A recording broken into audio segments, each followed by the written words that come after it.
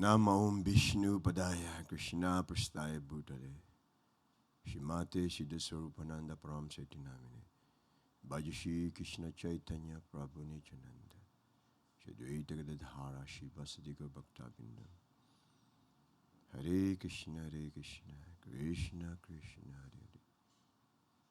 Hare Hare Hare Rama Rama Rama Hare Hare Hare Bol. Magandang buhay po sa ating lahat. Akin po ngayon tatalakayin ay ang kwento tungkol sa alibughang anak o prodigal son. At ang kinalaman nito sa ating tinatalakay na subject ng reincarnation o ang paulit-ulit na pagkakaroon natin ng material na physical na katawan at material na mental na katawan. So, yung pong prodigal son o alibughang anak, may malaking posibilidad na marami po sa atin dito sa ating bansa o sa ibang lugar ang nakakaalam ng kwento na ito na nilahad ni Panginoong Jesus. So maraming lesson o aral tungkol sa kwento na ito. Subalit tayo sa pagdidiscuss ko na to, pagtalakay ko na to, ay mag-focus tayo doon sa mga may kinalaman sa ating subject na reincarnation. So ito pong kwento ng alibughang anak, ang parable of the prodigal son, ay matatagpuan sa aklat ni Lucas, kalabing kapitulo, chapter 15, magsisimula sa talata, ikalabing isa, verse 11, chapter 15 of the book of Lucas. So, basahin ko po. Okay po. Sinabi pa ni Jesus, may isang tao na may dalawang anak na lalaki. Sinabi sa kanya ng bunso, Ama, ibigay na po ninyo sa akin ang mamanahin ko. At tinatinga ng ama ang kanyang ari-arian. Pagkalipas ng ilang araw, ipinagbili ng bunso ang kanyang bahagi at nagpunta sa malayong lupain.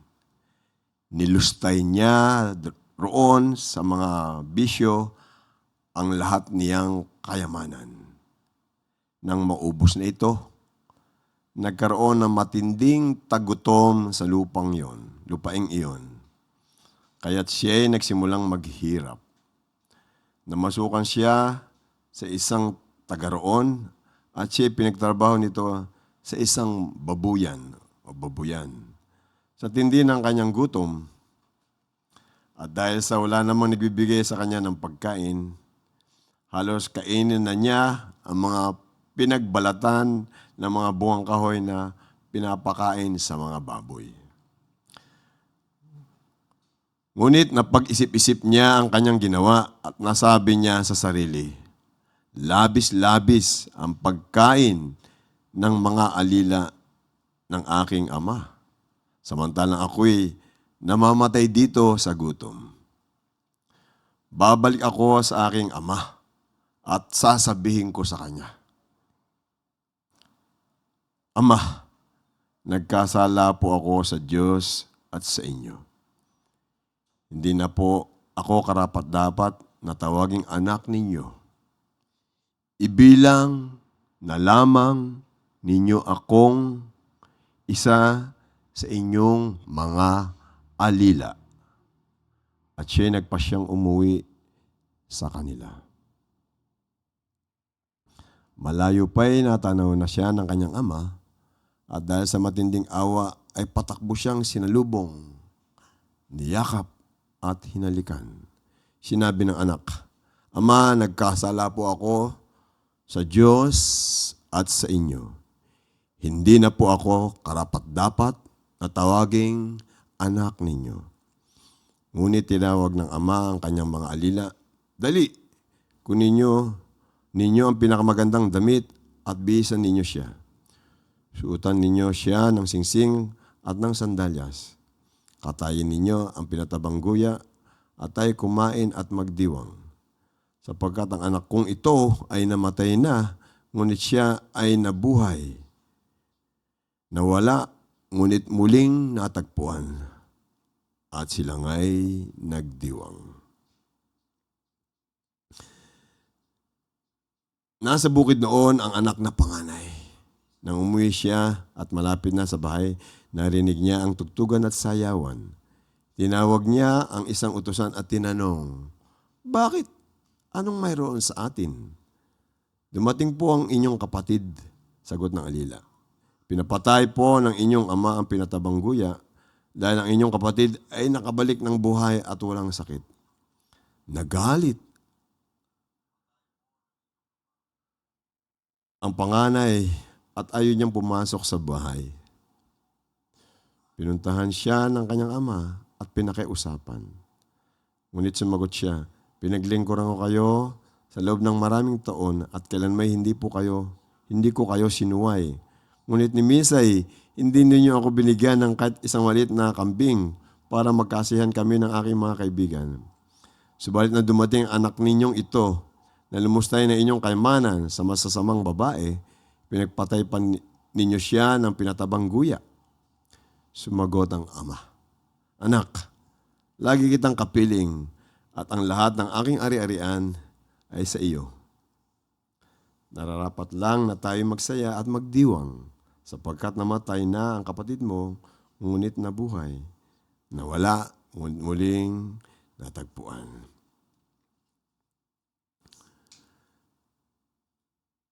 Sa kwento po ito na nilahad ni Panginoong Hesus Kristo,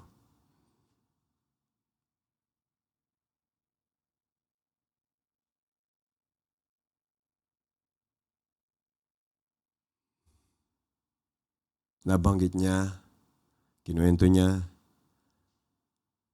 na mayroong dalawang anak. Ang isang mayamang may lupain. At ang isang bunso, ang bunso ay sinabihan yung kanyang tatay, na ibigay na sa kanya yung kanyang mana. Gusto niya nang kunin yung kanyang parte sa kayamanan.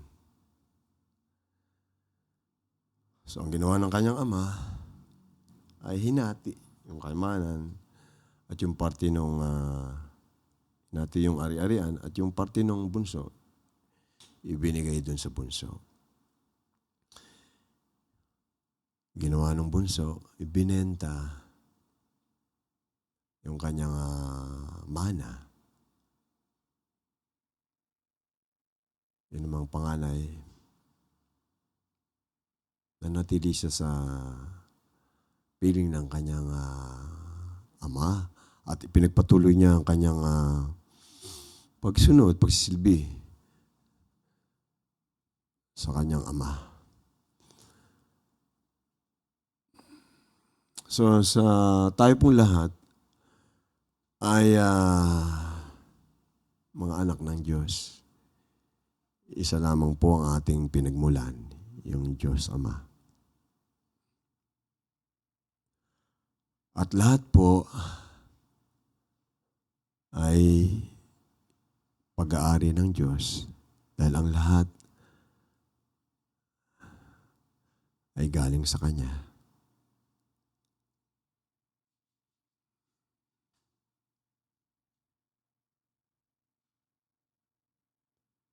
Gayunpaman, mayroong isang bagay na hindi inaari ng Diyos.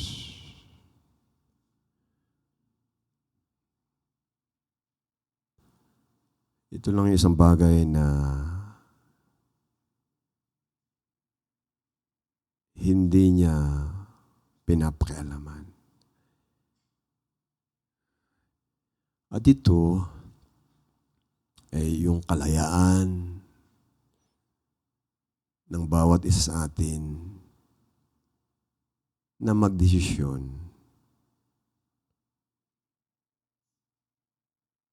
Paglilingkuran ko ba ang Diyos Ama o hindi?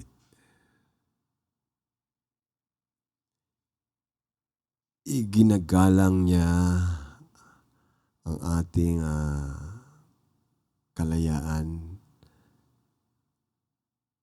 na mahalin siya o hindi. Hindi niya pinipilit na mahalin natin siya, pagsilbihan natin siya, sundin natin siya. Ito ay realidad ng ating pagkatao dahil tayo mga personalidad at meron tayong kalayaan. Pumili kung anong gagawin natin sa ating buhay. So, bawat isa sa atin ay merong ganitong kalayaan.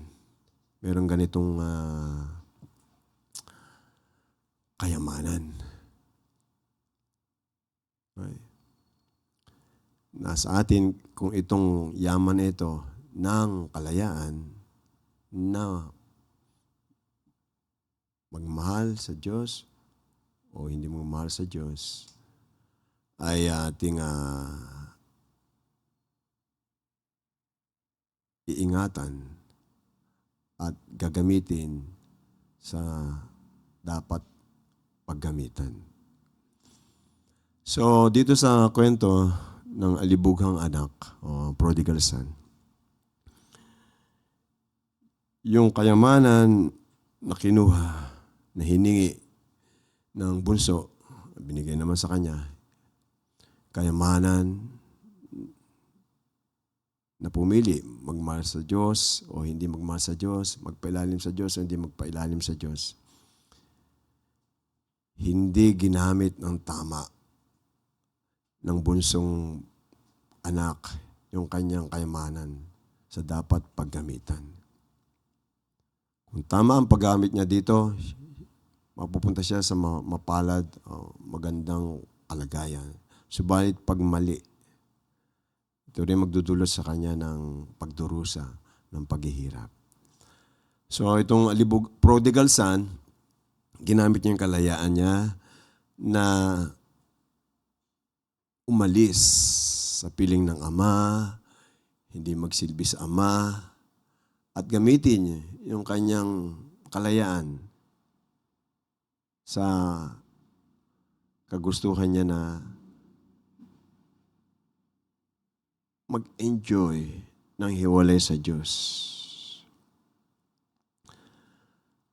Tayo po, gayunman meron tayong kalayaan. Ito pong kalayaan na ito ay maliit lamang. Hindi lubusan. Dahil po tayo maliliit lamang na anak ng Diyos. Hindi po tayo lubos na makapangyarihan. Ang Diyos lamang po ang lubos na makapangyarihan. So yung ating pong kalayaan ay hindi lubusan. Hindi po tayo lubusan na malaya. Dahil po, kapag tayo po ay nagkamali ng ating maliit na kalayaan na ito, hindi po tayo malaya sa reaksyon nung gagawin natin. Gumawa po tayo ginahit po natin kalayaan sa paggawaan ng masama. May reaksyon po dyan, babalik po sa atin. Hindi po tayo libre. Hindi po talaga lubusan yung ating kalayaan. Ganun po, pag gumawa tayo ng maayos, may reaksyon po na babalik sa atin, aanihin natin. So yun po ang ibig sabihin na maliit lang po yung ating kalayaan. At kung ito po ay ating imi-misuse, hindi natin gagamitin sa tama, mapupunta po tayo sa sitwasyon na tayo ay magdurusa. Kaya nga po, itong sitwasyon ng bunso na anak, yung prodigal son, hindi niya ginamit sa tama yung kanyang maliit na kalayaan. Nagdesisyon siya na humiwalay sa kanyang ama, mamuhay ng kapiling yung ama, magsilbi sa ama, sumunod sa ama. So, ang sitwasyon niya, kaya nang sa kwento, nilustay niya yung kayamanan na ito. Ginamit niya. Yung kalayaan niya, sinayang niya. Ginamit niya sa pansariling kasiyahan. Hindi ginamit yung kalayaan sa pagbibigay ng kasiyahan sa Diyos. Kaya nangyari sa kanya, dumating siya sa sitwasyon, napunta siya sa sitwasyon na siya ay nagdurusa.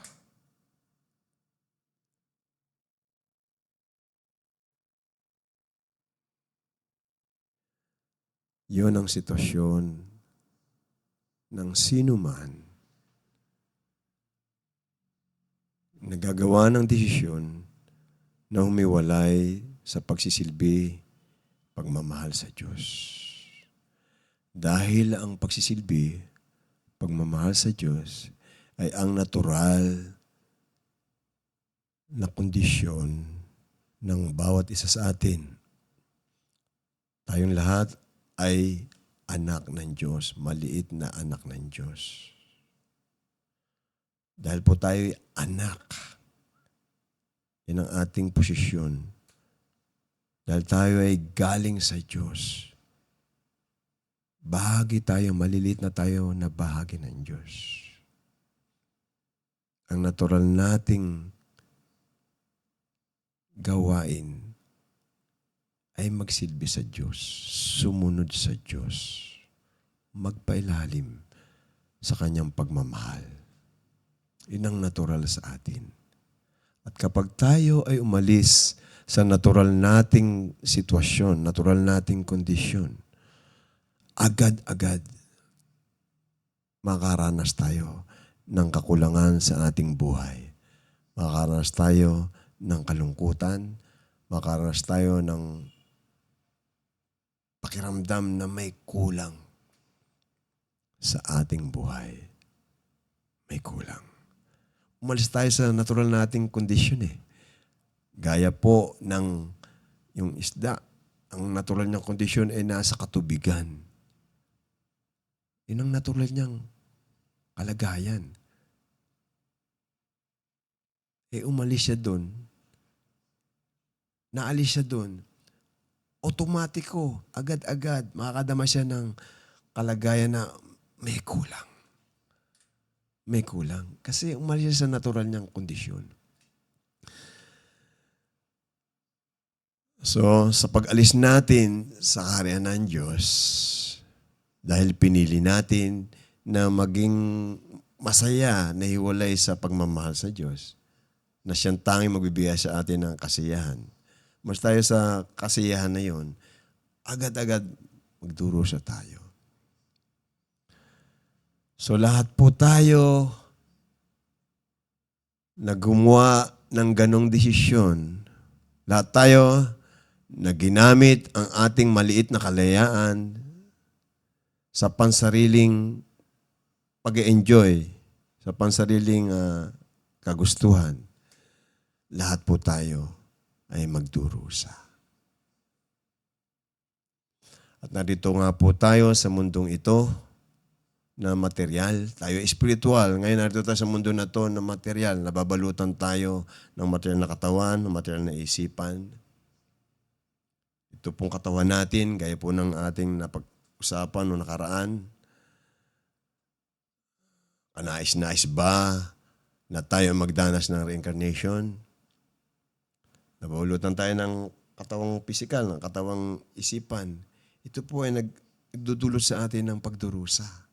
Nagkakasakit ang katawan, tumatanda ang katawan, pinapanganak ang katawan, namamatay ang katawan. Yung isipan natin, binobomba tayo. Punong-puno ito ng gulo. Natutuliro tayo. Pinapaalala sa atin mga pagdurusa. Naalala natin mga pagdurusa na nadaanan natin. So katawan pa lang po yan sa kaisipan, pagdurusa na. Gaya po na napag-usapan natin doon, may pagdurusa dulot ng katawang pisikal at isipan, pagdurusa dulot ng ibang nilang, pagdurusa dulot ng kalikasan. Tapos nandiyan yung pag-aalala natin sa iba't ibang bagay. Nag-aalala tayo na makuha yung wala tayo. Nag-aalala tayo na yung meron sa atin baka mawala. At nag-aalala tayo na natin nag-aalala kapag nawala yung kung ano yung meron sa atin. At habang meron tayo ng material na bagay na meron sa atin, hindi pa rin tayo masaya. Iniisip lang natin masaya tayo, pero hindi po tayo masaya. Ang tawag po dyan ay illusory happiness. Kala mo masaya ka, pero sa totoo hindi ka masaya. Dahil anumang material na bagay, anumang material na sitwasyon, hindi yan makakapagpasaya sa spiritual na nilalang. Ikaw ay spiritual. Hindi ka liligaya sa material. So yung akala natin na tayo maligaya sa material, na pag-enjoy, akala mo lang yun.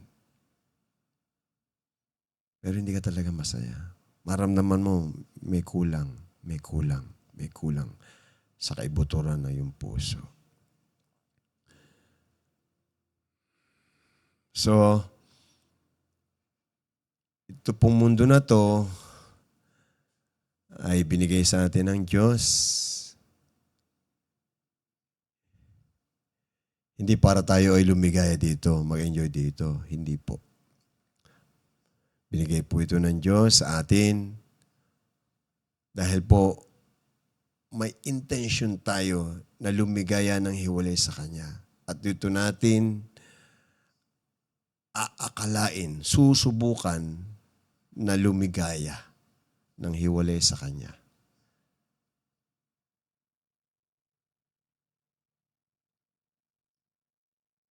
Aakalain mong liligaya ka dito pero sa totoo lang, hindi talaga ito magpapaligaya sa iyo, sa atin. At ang madarama natin dito ay pagdurusa. Sa ganitong paraan, sa experience na ito dito sa lupa, hari nawa. Handun yung yung intention ng Diyos na tayo ay magising. Makita natin na mali yung ginawa nating desisyon. Na mawalay sa pagmamahal sa Kanya, sa pagsisilbi sa Kanya. At ito nga yung kwento ng prodigal son. Nagising siya sa katotohanan na hindi siya liligaya ng hiwalay sa Diyos. Nang hiwalay sa kanyang ama.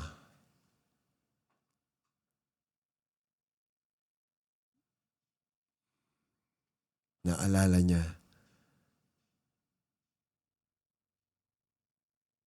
ako narito, halos wala akong makain.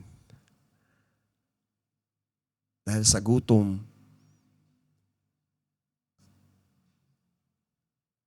napipilitan akong kainin itong pagkain ng nakaraan para sa baboy.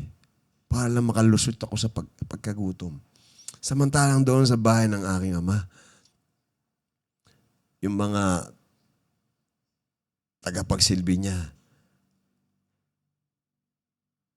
punong-puno ng pagkain at ng kung ano-anong bagay na maririwasang bagay, magiginhawang sitwasyon. So, hari nawa, tayo'y magising sa ating pagdurusa dito sa mundo na ito.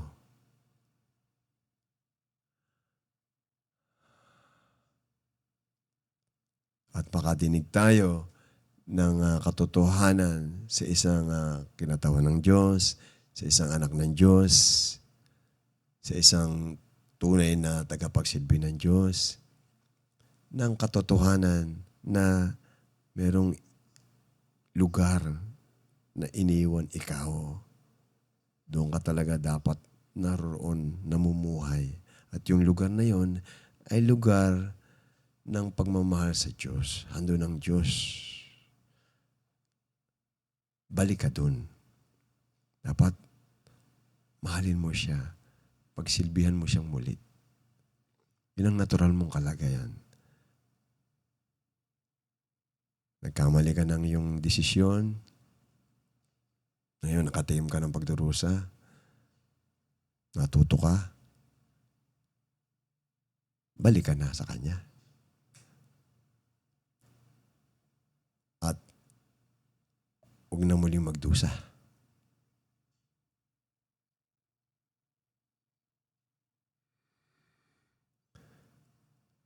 So, kung tayo lamang po ay makakatanggap ng impormasyon tungkol sa ating tunay na pagkatao bilang isang spiritual na nilalang, anak ng Diyos, masayang anak ng Diyos, kung tayo po ay magsisilbi sa Diyos, kung tayo lamang po ay magigising sa katotohanan na doon naman talaga tayo nakatira, yun ang normal nating kondisyon, ay makagawa tayo ng tamang desisyon at magsisikap tayo na muling makabalik sa natural nating masayang kondisyon na spiritual, nagmamahal sa Diyos, nagsisilbi sa Diyos.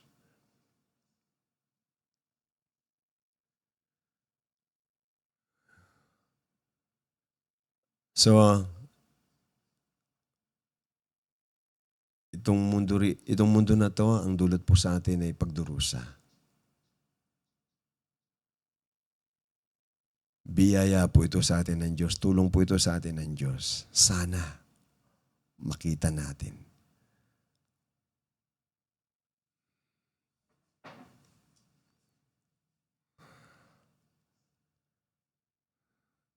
So, ang natural po nating kalagayan ay nagmamahal, nagsisilbi sa Diyos. Pinagsisilbihan natin ang kagustuhan ng Diyos. Huwag nating pagsilbihan ang sarili nating kagustuhan. Sa totoo lang, ang tunay na interes natin sa kaibuturan ng ating pagkatao, ang tunay na kagustuhan natin ay ang magsilbi sa Diyos. Itong konsepto na ito o idea na ito na tayo ay humiwalay sa Diyos, ito ay hindi natin natural na kalagayan. Subalit, binibigay sa atin ang pagpili, ang kalayaan na gumanap sa natural nating kalagayan na nagmamahal, nagsisilbi sa Diyos o hindi. So, puntahan natin yung natural sa atin. Yung tunay nating interes o kagustuhang espiritual.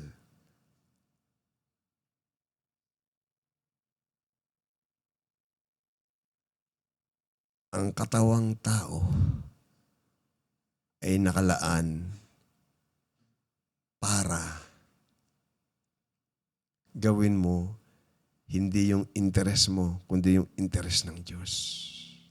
Tigilan na natin itong paggawa sa sarili nating interes na makasarili. Dahil kailanman hindi tayo liligaya sa ganyang ugali, sa ganyang attitude, sa ganyang takbo ng mentalidad, ng isipan o ng damdamin. Mali po yan.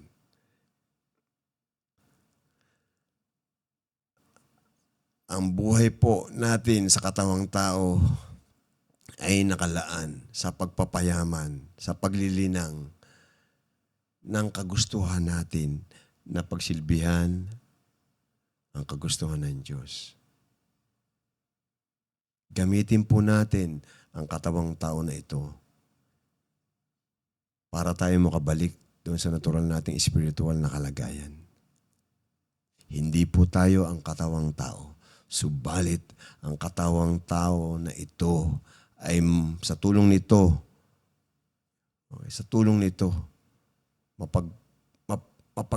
mapagyayaman natin ang ating kamalayan na espiritual.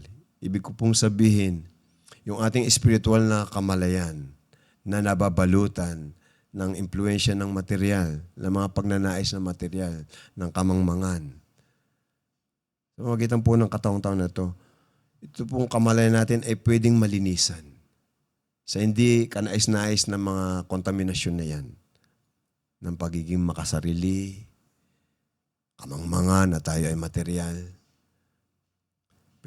Pwede po yung maalis. Pwede po yung maalis kung gagawin po lamang natin ang pamamaraan para tayo ay ma-purify o malinisan, mahugasan. Meron po tayong original na spiritual na kamalayan. Meron po tayong original, natural na kalagayan ng puso. Ang puso po natin ay pusong nagmamahal sa Diyos. Nagsisilbi sa Diyos. Yan po ay ang puso natin, ang ating kamalayan, ay natatabunan, natatakban na impluensya ng material. Kailangan lamang po yung malinisan. At ang magpapalinis po dyan ay mga gawain na mga gawain ng debosyon sa Diyos. Mga gawain na kalugod-lugod sa Diyos. Mga gawain na hindi kalugod-lugod sa iyo. Yung pong mga gawain na pangsarili, yan po yung magpapakapal sa nakabalot sa atin na impluensya ng material. Kailangan po nating simulan ang paggawa ng mga gawaing devosyonal sa Diyos. Mga gawain na magbibigay ng kasiyahan sa Diyos. Mga gawain ng pagsisilbi sa Diyos. Mga gawain na pag ginawa natin, matutuwa ang Diyos sa atin. Yung pong mga nakabalot sa atin na impluensya ng material, ang may control po dyan ay ang Diyos. Ang Diyos din pong naglagay niya ng takip sa atin. Yung mga nakabalot sa atin na impluensya ng material. Kasi nga po, ayaw natin siyang makita. Ayaw natin siyang pagsilbihan. Gayon din po, Diyos din po ang mag-aalis ng mga nakabalot sa atin na material. At kung tayo ay gagawa na magawain na magbibigay kasiyahan sa Diyos,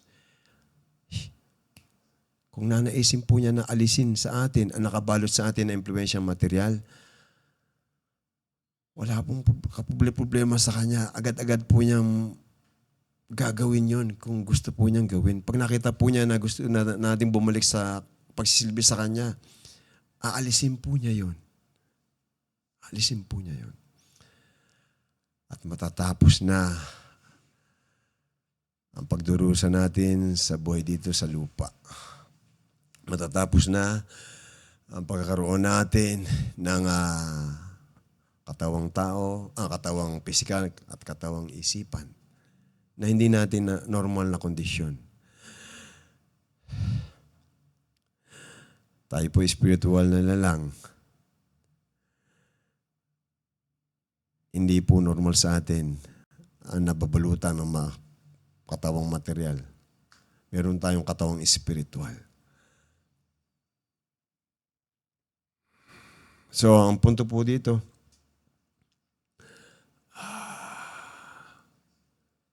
makita po sana natin na tayo nagdurusa sa mundo na to.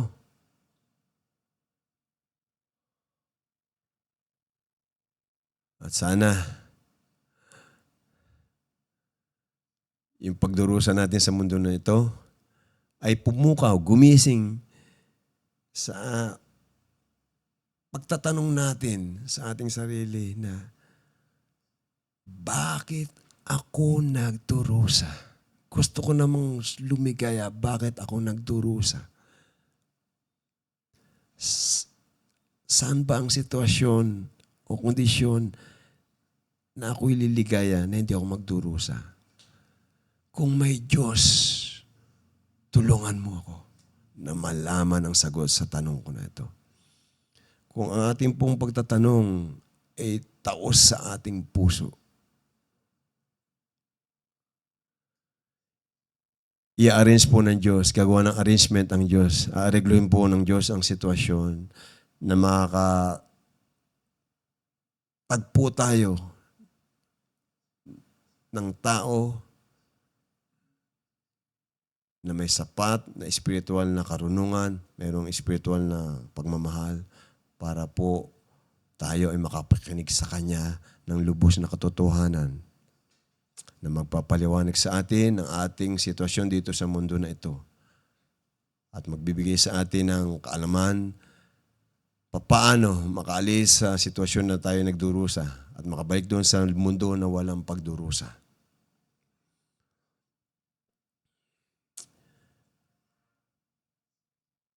Man proposes, God disposes.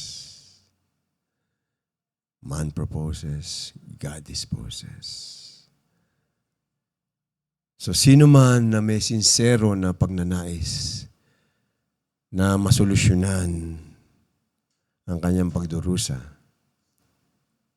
tutulungan po siya ng Diyos. Subalit sino man na gustong mamuhay ng hiwalay sa pagsisilbi sa Diyos, mananatili siya sa maling pag-aakala na siya ay maligaya dito sa mundo na ito. At magpapatuloy siya sa pag-aakala na yun. At mananatili siya dito sa mundo na ito, paulit-ulit na ipapanganak, magkakasakit, mamamatay, tatanda, mamamatay, panganak uli, kakasakit, tatanda, mamamatay. Iba, hindi na makuhang tumanda, kakasakit, mamamatay. So, sa isang tao na makakatanggap ng impormasyong espiritual dahil meron siyang pagnanais na masolusyonan ang kanyang pagdurusa, yung tao na yun, magiging malinaw sa kanya.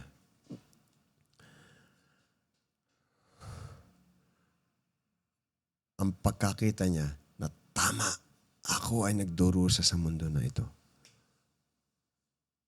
Magkakaroon din siya ng sapat na pananaw na tama, may ibang mundo na walang pagdurusa. Tama, may mundo na espiritual na kung saan ako talaga nakalaan na manirahan. Manirahan kasama ang Diyos, nagsisilbi sa Diyos.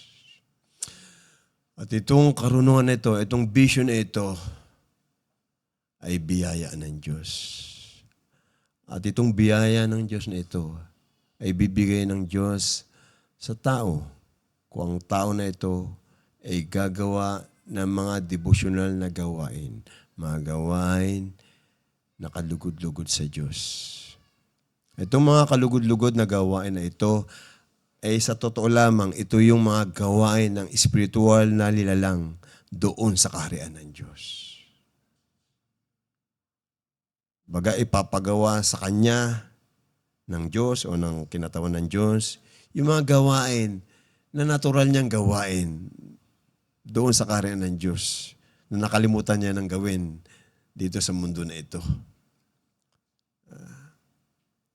At ang pinakauna sa mga devotional na gawain na ito, nakalabis na nakalugod-lugod sa Diyos, ay yung pagkikinig at pagsambit ng mga banal na pangalan ng Diyos.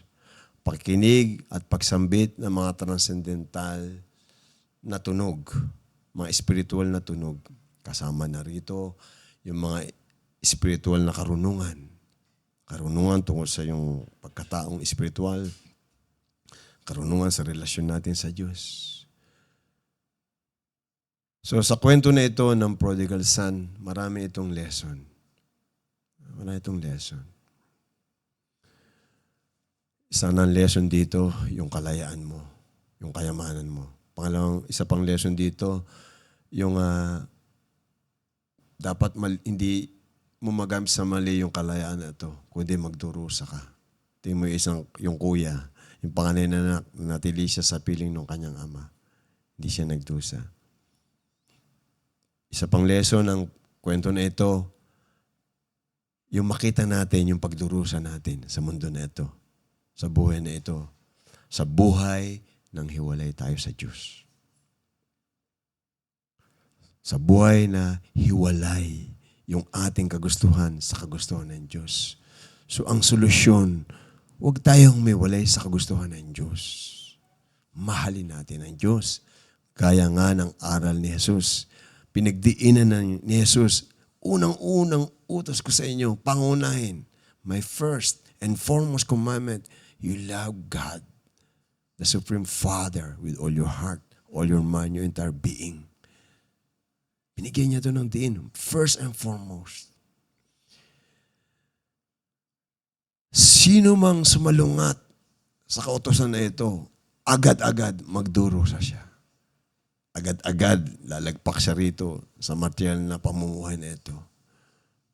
So, ang buhay natin ay buhay na nagsisilbi sa Diyos. Buhay ng interes ay magsilbi sa Diyos. Buhay na interes ay ang kagustuhan ng Diyos. Ang buhay ay hindi para sa iyo. Ang buhay ay para sa Diyos. Dito tayo nakalaan. Nakalaan yung buhay natin para sa Diyos. Iyon tayo. Yung gamitin natin ang buhay natin para sa sarili natin, hindi yan ang natural nating buhay. Dahil hindi tayo ang Panginoon. Hindi po tayo ang Panginoon. So sana magising tayo sa katotohanan na ang buhay natin dapat inilalaan, ibinibigay, isinusurrender sa Diyos. Ito yung natural nating pagkatao. Ito tayo. Ito ang spiritual na lilalang. So sa awitin na kinakanta natin, Hare Krishna, Krishna Krishna, Hari Hari, Hari Rama, Rama Rama, Hari Hari.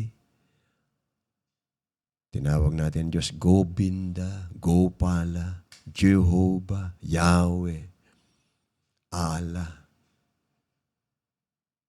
Ang katumbas po niyan ay binibigay ko sa iyo ang buhay ko. Ako ay sa iyo.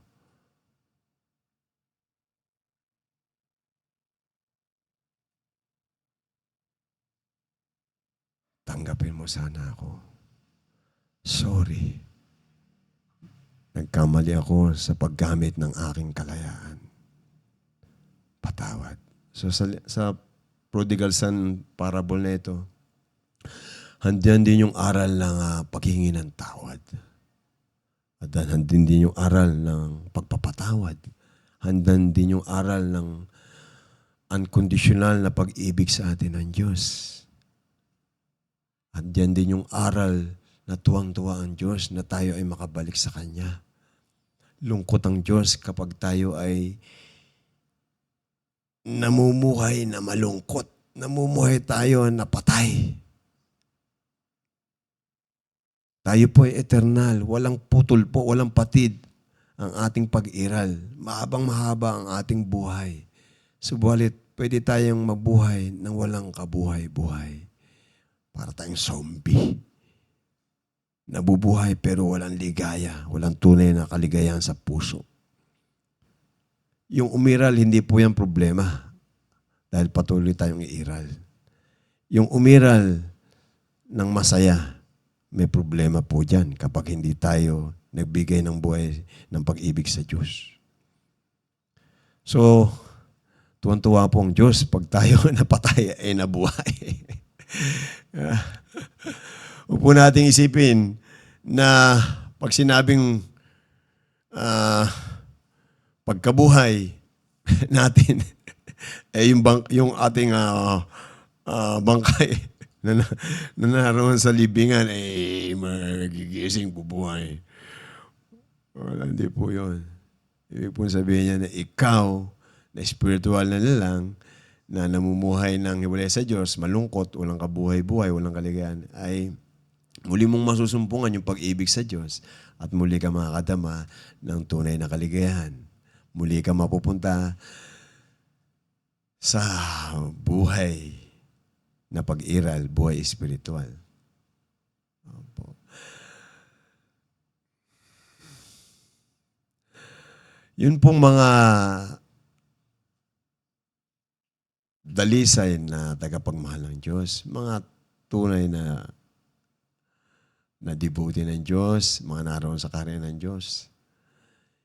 Hindi po sila nakakaranas ng anumang kapigatian, kalungkutan, ng pagdurusa. Punong-puno po sila ng kaligayahan doon.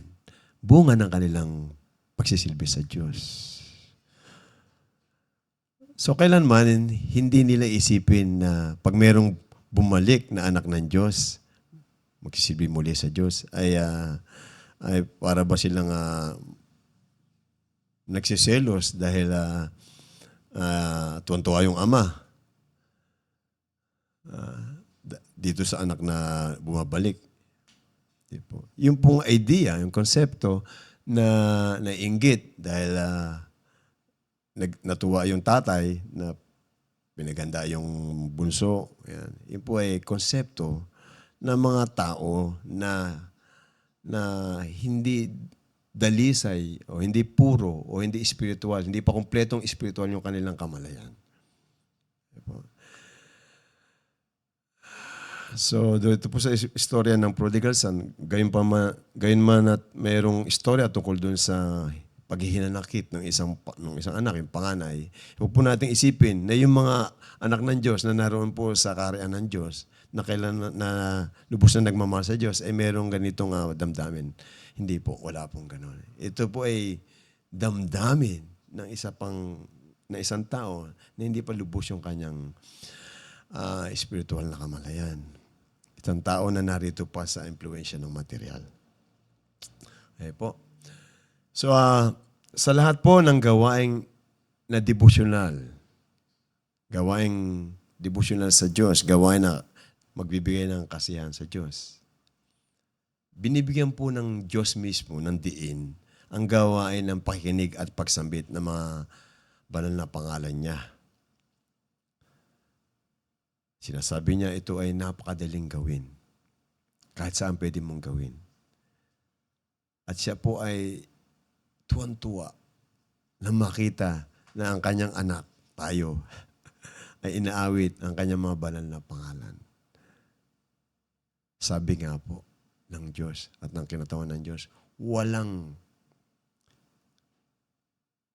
tataas pang pagsisilbi sa Diyos maliban dito sa pagsambit, pakikinig ng mga banal na pangalan ng Diyos. Huwag nating isipin na ito ay mumurahin o mababaw lamang na gawain. Huwag tayong padala sa idea, sa maling konsepto na kanta lang, awit lang, pakinig lang mga banal na pangalan ng Diyos. Mataas na gawain niya, lubos na kalugod-lugod sa Diyos. O, hindi po. Mismo ang Diyos ang nagbigay po ng sertifikasyon na itong gawain na ito ay lubos-lubos, labis-labis na katuwa-tuwa sa Kanya, kalugod-lugod sa Kanya. Kaya nga po, pag ito po ay lagi natin ginawa, matutuwa po siya sa atin. At sa Kanya pong awa sa atin, okay, aalisin po niya ang mga hindi ka nais-nais na material na impluensya na nakabalot sa ating isipan, sa ating puso. At unti-unti, mamumulat tayo sa ating natural na spiritual na kalagayan na napakalakas ang ating hangarin na magsilbi sa Diyos. So, pagsumikapon po natin sana na palagi ang gawin, ang gawain na ito na mismong Diyos ang nagrekomenda na gawin natin ito palagi. Maraming pong salamat. Haribol.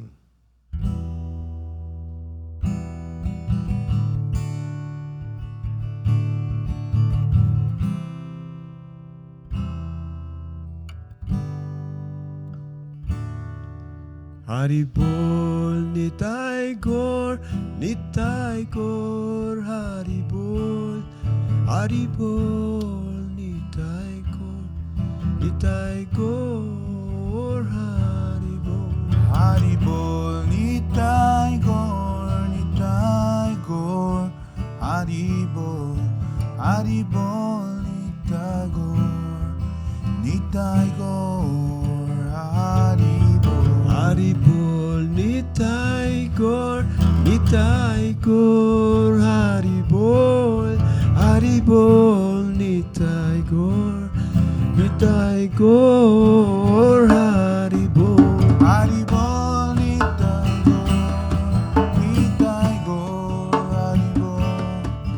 Haribol Nitai Gaur, Nitai Gaur, Haribol, Haribol Nitai Gaur, Nitai Gaur, Haribol. Haribol Nitai Gaur, Nitai Gaur, Haribol, Haribol Nitai Gaur, Nitai Gaur, Haribol.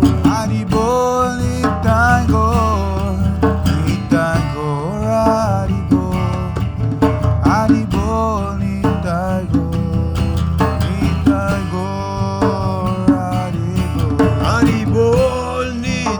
Gaur, Nitai Gaur, Haribol, Haribol Nitai Gaur, Nitai Gaur, Haribol. Haribol Nitai Gaur, Nitai Gaur, Haribol, Haribol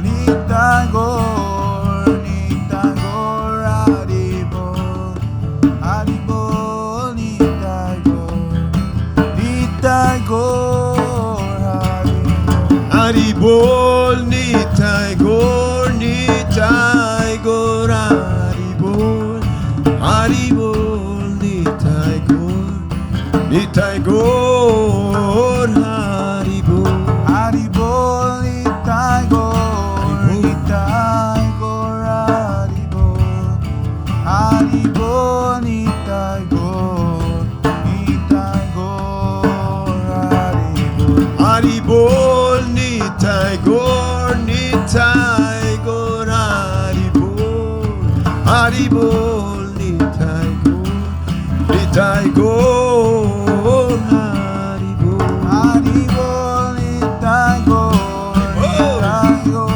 Haribol, Haribol Nitai Gaur, Nitai Gaur, Haribol. Hare Krishna, Krishna, Krishna, Hare Hare, Hare Rama, Rama Rama, Hare Hare. Hare Krishna, Krishna Krishna, Hare Hare, Hare Rama, Rama Rama, Hare Hare. Hare Krishna, Krishna, Krishna, Hare Hare, Hare Rama, Rama Rama, Hare Hare. Hare Krishna, Krishna Krishna, Hare Hare, Hare Rama, Rama Rama, Hare Hare. Hare Krishna, Krishna, Krishna, Hare Hare, Hare Rama, Rama Rama, Hare Hare. Hare Krishna, Krishna Krishna, Hare Hare, Hare Rama, Rama Rama, Hare Hare. Hare Krishna, Krishna Krishna, Hare Hare, Hare Rama, Rama Rama, Hare Hare. Hare Krishna,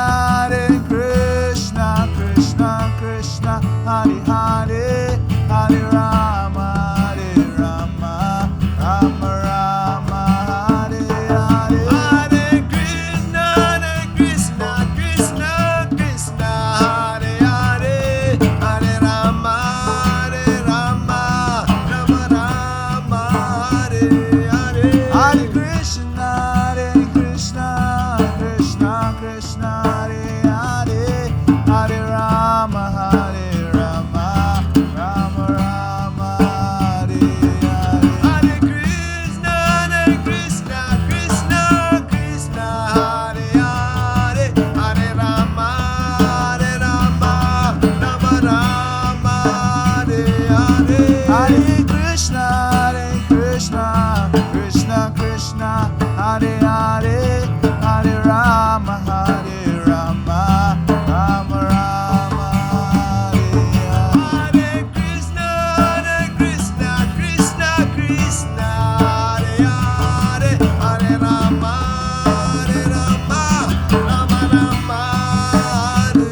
Hare. Hare Krishna, Krishna Krishna, Hare Hare, Hare Rama,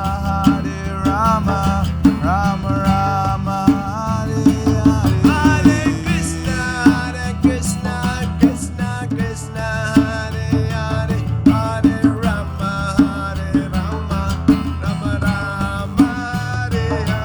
Hare Krishna, Krishna Krishna, Hare Hare, Hare Rama, Rama Rama, Hare Hare. Hare Krishna, Krishna Krishna, Hare Hare, Hare Rama, Rama Rama, Hare Hare. Hare Krishna, Krishna Krishna, Hare Hare, Hare Rama, Rama Rama, Hare Hare. Hare Krishna, Krishna Krishna, Hare Hare,